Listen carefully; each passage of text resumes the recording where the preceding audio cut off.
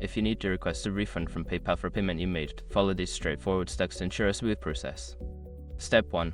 Log into your PayPal account. Start by visiting the PayPal website or opening the PayPal app. Enter your login credentials to access your account. Step 2. Locate the transaction.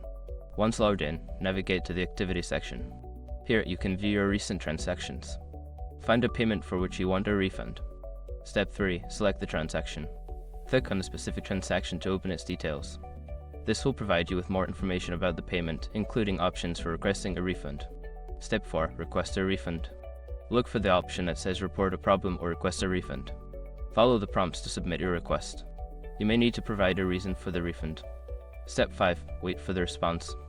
After submitting your refund request, monitor your email for a response from the seller or PayPal. They will inform you about the status of your refund.